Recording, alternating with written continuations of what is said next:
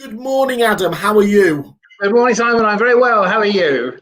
We are fantastic, actually. Yeah, absolutely great. It's obviously all starting to motor on. The bounce is still looking robust, isn't it? There, I know that you will see some other sides of the business, which we'll obviously come on to it in a little moment there. But yes, Yeah. in general, it's looking good. So.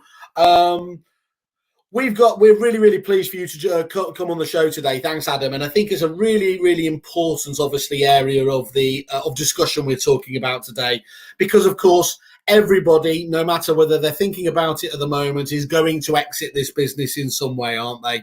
They are going to, they're going to leave in less than salubrious manner, or hopefully as part of a structured sale, obviously having got the fair rewards for a lifetime of obviously of graft. And so we're going to just touch on those subjects with you in terms of your vast experience, because I think it's fair to say, I looked at your bio again, and we've known each other many years, but where I used to know you initially was when I used to come to your excellent training sessions, because of course I needed to be able to bluff people that I understood estate agency. And I can say thank you to you that you helped even a duffer like me make it in this industry. So you've got a big fan over here anyway, just on that basis. Well, thank you. No worries at all. The title of the show is that we're going to be talking about how to buy and sell a lettings business, but we are going to bounce around and talk about sales businesses as well, aren't we? And just the state of the market. Now, I mentioned that you were doing training, and I think it's fair to say, isn't it? As you've been in this industry for 40 years, and that's how you started, but you've deviated more and more away from the training side because this has become just such a red hot area, hasn't it, in terms of this merger? Yes, I've sold businesses for 25 years, but it's become a bigger and bigger part of what I do in recent years. So I still do some training for my long-standing clients, but the great majority of the work, I've now got 7 people, 7 staff on the mergers and acquisition side of the business, and that very much is our main focus now. Yeah, that's okay. That's interesting. So can we start off with kind of buying the businesses? Because of course that's a lot of companies at the moment. Look, none of us have gone into this lockdown willingly, and it's all the normal caveats about how terrible it is. But it is true that this sort of scenario creates opportunities, doesn't it? And that there are many people out there at the moment that are looking to grow their businesses, and this is a particularly hot out there in that respect, isn't it? Do you want to just elaborate a little bit on that? I will, Simon, and I think the fundamental thing is that letting businesses have performed remarkably well despite the lockdown. And if you've got a managed letting business, the tenants are in the property, and for the time that they're there, you'll get £51 a month every month that they're there without any problems. Most of the tenants are still paying their rent. And although letting businesses have had fewer move-ins over the period of the lockdown, they're now very quickly making up for lost time. And most letting businesses are trading at 90% or better of their previous fee levels. So that is seen as a really good recession-proof income. And because of that, the demand for good letting businesses has increased since the lockdown rather than reduced. And we've got sales agents who put some money aside in the good years and are now using it to buy up letting turnover to replace any lost sales turnover. So that there's been a lot of people buying for that reason. And we've got existing letting agents who know that if they buy an extra couple of £100,000 of turnover and drop it into their own office down the road, they will make £100,000 pure profit on that, which just makes their business so much more profitable and more efficient.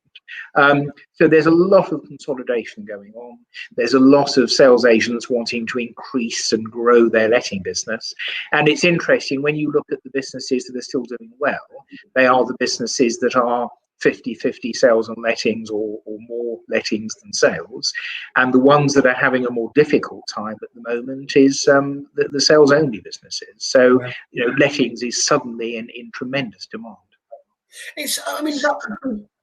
Everything you said there, it makes perfect sense. But the one thing that I can't get my head around is when are some agents going to learn? After the last recession, where obviously it was again lettings that largely, took businesses through that. It was obviously sales fell off the side of the cliff. You've got a steady income stream from lettings.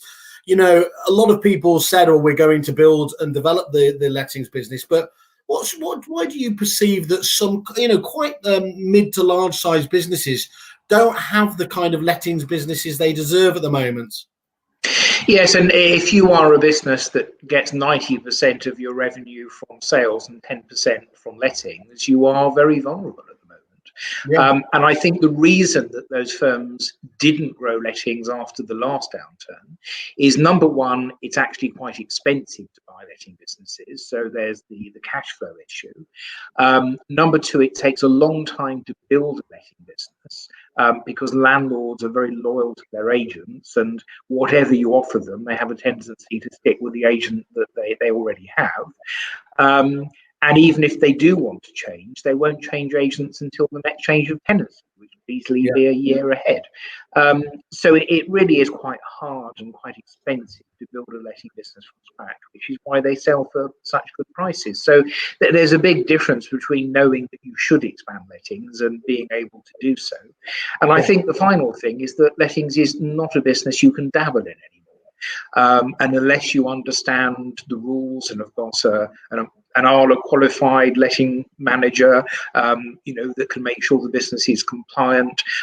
People who are dabbling in lettings are making terrible mistakes with enormous potential fines, and it really is no longer a business for amateurs. Yes, I mean that's just very true, isn't it? With compliance and everything now, it's becoming a logistical quagmire, isn't it? And indeed, oh, it's absolutely terrifying. I did an article on this for one of the trade magazines recently, and I said it's a little bit like being caught for doing 31 miles an hour in the 30-mile-an-hour limit, and the police, confiscating your car and crushing it and putting your eyes out with a red hot poker, so you can never drive again. And the fines for tiny mistakes are just terrifying.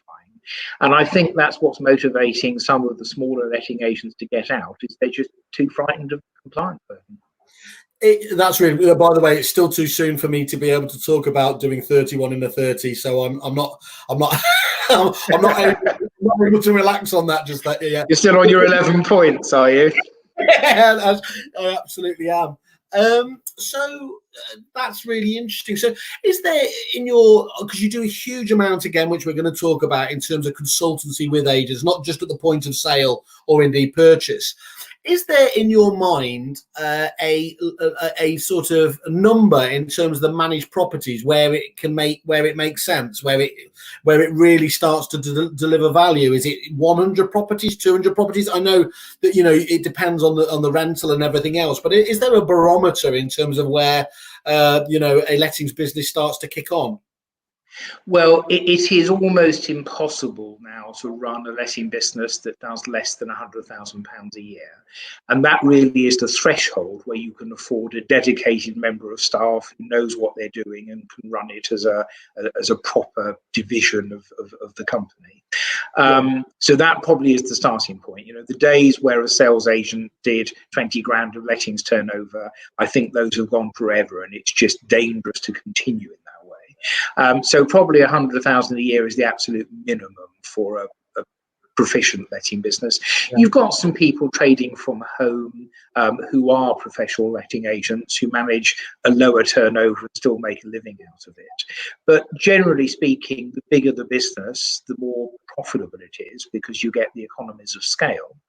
And if you take a business that's doing 500,000 as a standalone letting office, then the owner might make 15 or 20% profit from that if it's a well-run business. So 75, 100,000 pounds. If you take that 500,000 of turnover and drop it into another firm down the road, you'll make 50% margin, so 250,000 pounds. Yeah. So it is. The economics are irresistible, and that's why there is such a rapid consolidation going on of the industry. And I think in 10 or 15 years' time, we'll be like the supermarkets, where we have Tesco's and Sainsbury's and, Asda and the big boys, and the opportunity, to start a new supermarket now, it would be almost unimaginable how you do that. No, it makes sense. Well, look, you've already got somebody. Shelley just asked, how do we register with Adam to be notified about any portfolios available for sale? I've put my email details on there as well. And if you want to, Adam's got, if you look at Adam Walker on the Kerfuffle website, just there's a contact us if interested, and we'll pass on all of those to you, Shelley, and anyone else who's interested. So, lovely. And you can register via the website. There's a page to do it. We've got a brand new website which went live last Monday. So we just thought that the lockdown was a good opportunity to attend to things like that we've been meaning to do for ages. So you can now register online as a buyer, or if you've got a specific requirement, then you can email us and we'll respond personally. Just give us the URL there, Adam, so that anyone can... So it's www.adamjwalker.co.uk, and don't forget the J. Of course, I'm going to be Paxman-like here. Can you tell me what the J stands for, or will I be? Or do you have to kill me? It's J for John, but the more important issue is that Adam Walker is owned by a prominent right-wing political activist who got the domain name about a week after the web was invented. And, so I don't want anyone to mix the two of us up. Thank you. Let me just clarify that for anyone watching who does think I'm I don't look particularly far right, do I, in this top? But you can never be sure these days. Okay, Adam. But I think that's fascinating. What are the pitfalls? Just the obvious pitfalls when looking to buy a business that you can give people some advice on straight off the bat. Well, we offer an acquisition service to help people to buy a business that they found directly. And it is very important to get professional advice when you're buying a business, because particularly if you're doing it for the first time, if you buy the wrong business, there can be so much wrong with it that the potential fines could be several times the purchase price. And I've seen some absolute horrors over the years. So if there are things like missing NRL1 forms for overseas landlords, the fine for that is 3 years back tax plus 100% penalty. So you could be talking a £30,000 fine for a single property there if the landlord has not paid the tax. If you've got a missing HMO license, you could be fined £30,000 for a single property on that. So you can literally wipe out your profit margin just with one of these fines. I mean, the worst book I've ever seen was a book where the owner sadly had Alzheimer's and had just completely lost the plot. And we agreed a sale on it, and when we got to the due diligence stage, it was like the burglars had been in, with bits of paper stuffed in every cupboard in no order. And it suddenly occurred to me that he couldn't remember things that we discussed 10 minutes previously, and that's why it suddenly twigged that he had dementia. Very, very sad end to a career. But that business was sold for £1.25 million. There were over £10 million worth of potential fines and liabilities because of mistakes that he'd made in his compliance procedures. So that is by far the biggest issue, is to have a professional due diligence person go in and look at what you're buying before you buy it. And the problem is you become liable for those mistakes the very day that you take the business. So if there's a missing gas safety certificate and the tenant dies of carbon monoxide poisoning, it is the new owner that goes to prison, not the person that sold the business and made the mistake last year. So you've got to be very, very careful about checking the quality of the book before you're buying it.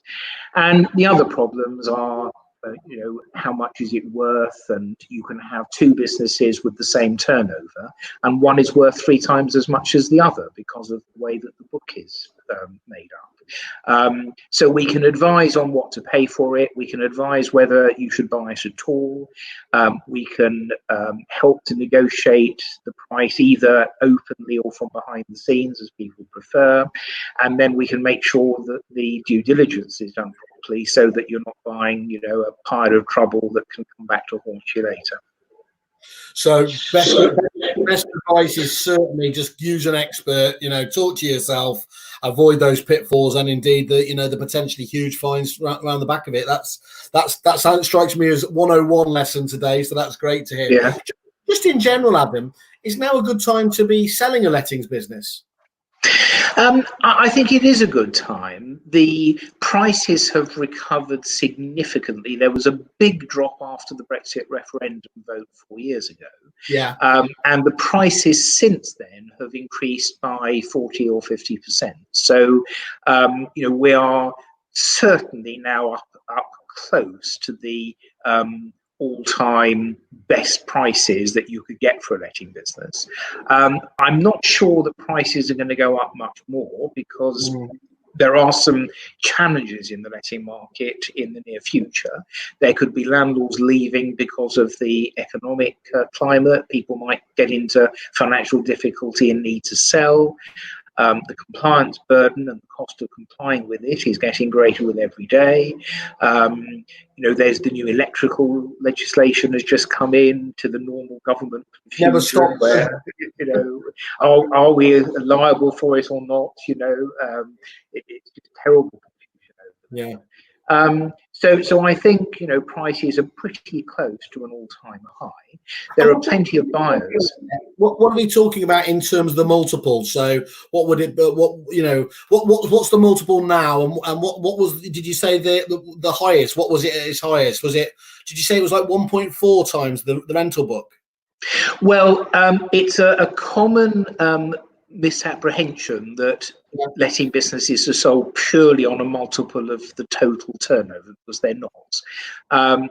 And there are very different types of turnover. So you get different multipliers for different types of turnover according to how certain it is to continue. So the highest multiplier is for managed turnover, because once the tenant is in the property, you get your £51 a month every month forevermore with no argument. It. There is a lower turnover for set-up fees, because that depends on the net change of tenancy, and it's hard to know how long each tenant is going to stay for. There is a much lower multiplier for let-only income, because there's no recurring income there and there's no certainty. So the let-only books sell for a lot less than the managed books. And also we need to look at income from things like student lettings, which has been hit quite badly this year. HMO properties, because they cost more to look after than ordinary properties, because you get 6 calls that the boiler won't like rather than just the one. And there's also more legislation to comply with. You also need to look at the multiple landlords. If there's a landlord with 100 properties, that's more vulnerable than 100 people with 1 property each. So there are lots of different factors, but the range, we get over 1.5 times turnover for a really good managed book, and sometimes we'll get 10 or 15% above that with competitive bidding. And for a really scrappy let-only book, it might only be half the turnover. But there is a big range on that scale according to the quality of the book that's being sold. Okay, that makes perfect sense there. And ditto in terms of the sales business is now. I think we spoke literally just before lockdown, didn't we? And you said that the value of sales businesses was really at an all-time low, and therefore a tremendous time to buy. Is that still the case? Yes, and sadly, the sales businesses have been hit quite hard by the virus. There's been a lot of disruptions of that market, and although sales agents are now busy again, I think the jury is out on whether this is just going to be making up for all the deals we didn't do over the last 3 months, or whether it's going to be a sustained V-shaped recovery. So the jury's out on that, and the buyers are very cautious. Sales businesses have always sold for less than letting businesses, because there's no certainty about the future. You can be the best estate agent in England, then the virus comes along and suddenly your income collapses. Whereas with lettings, the income continued regardless. So they've always been worth less than letting businesses, but the disparity between the prices at the moment is the greatest I've ever seen. And if someone is feeling brave, buying a sales business at the moment would be an absolute bargain. They would be at the moment selling for maybe a quarter what the normal price would be. Maybe less than that. So there are some real bargains to be had for the brave. And a lot of people who've made a lot of money over the years have gone in and done things that are the opposite of what everyone else is doing. But my advice to anyone selling a sales business would be, if you can, delay that sale for the time being and wait for the market to recover. It will do at some point, because the market is cyclical, and we will get back to better prices at some point in the cycle. Are you able to quantify the actual rhythm of that cycle? How long in general does it take to change? Can it just flick like that, or does it normally takes kind of a year or two to switch back again? Well, it's normally, the cycles in the housing market tend to run at sort of 8 or 9 years. If you look at the previous boom and bust, this is my 5th downturn in the market in my career. We had a very long good period, which ended very suddenly in 2008. And if you remember, Gordon Brown said that he'd abolished the cycle of boom and bust in the economy due to his expert stewardship of the economy as the Chancellor. So we had a very long cycle then. But what happens is that prices grow and grow and grow. And then just at the point where they probably hit the limit anyhow, there is an outside event such as the virus or the Brexit referendum vote or Northern Rock going bankrupt and Lehman Brothers going bankrupt, or the 1973 oil crisis. There is some artificial event which deprives people of confidence. Then the market drops very, very suddenly overnight, and it then usually drops too far and overcorrects itself, and then gradually it picks up momentum again. So the downturn happens overnight. The recovery often takes a year, 2 years, 3 years. The 2008 recovery was very quick. In London, we were back to previous prices in 12 months. The 1988 downturn took 4 years for prices to recover. So every recession is a little bit different, and I think all the experts at the moment are wondering what the recession recovery is going to be like from the virus this time. But no one really knows, because we can't say, well, last time we had a pandemic, this is what happened.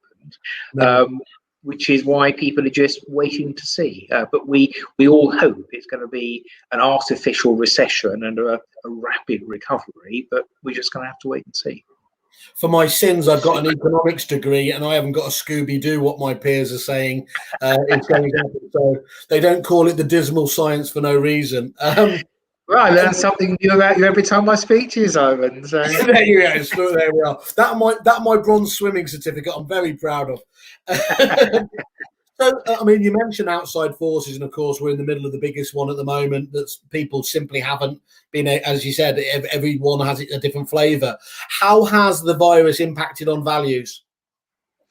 On the value of businesses, well, on the value of letting businesses, if anything, they've gone up rather than down, because it's seen as good recession-proof income. There's not been a huge rise, but there has certainly been a hardening of the prices for good managed letting businesses. We've just had a big one that we sold in East London, and we had 4 people competing for it, and it went for 12% over the guide price, which was, astonishing.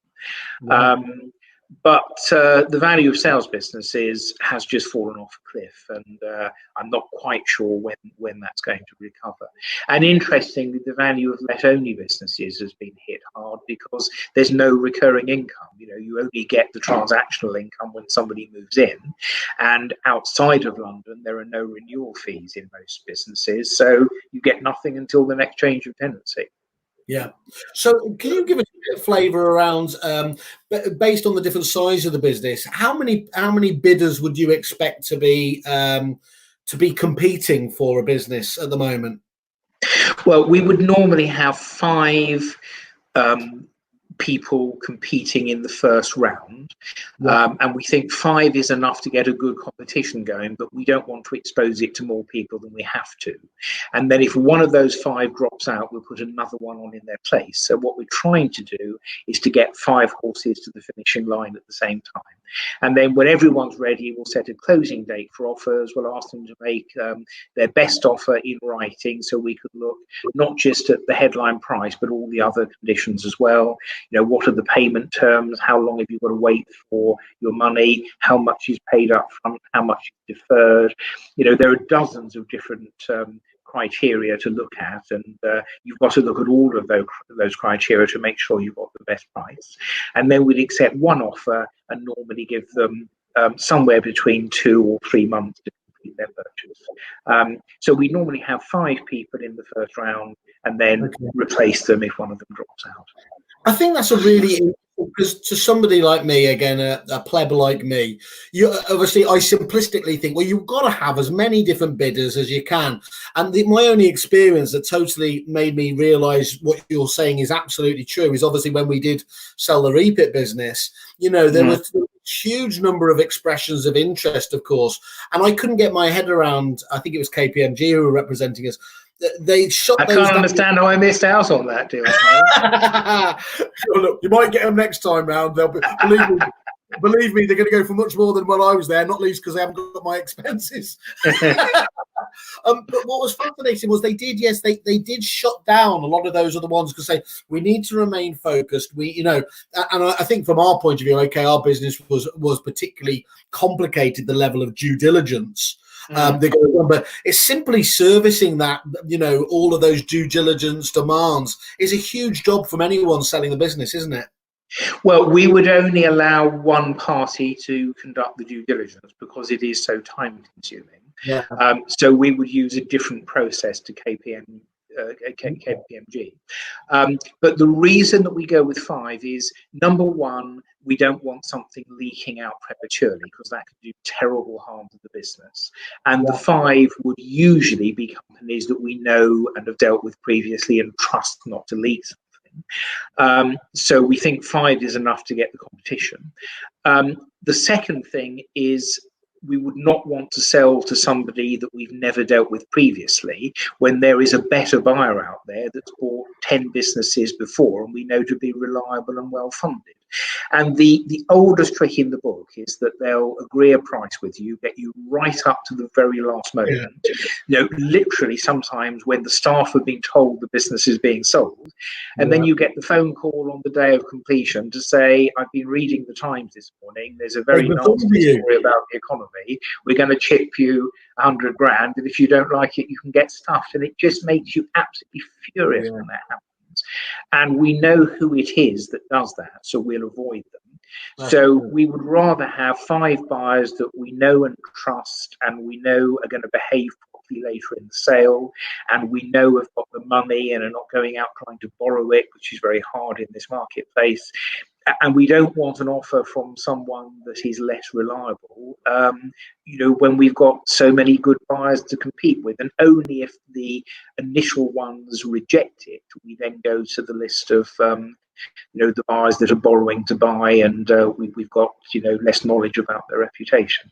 Adam, I'd love to catch up with you in a few months' time, see how the market's moving again, maybe catch up on that. But for the meantime, thank you very much. Lovely to talk to you, Simon. Speak to you soon. Cheers, Adam.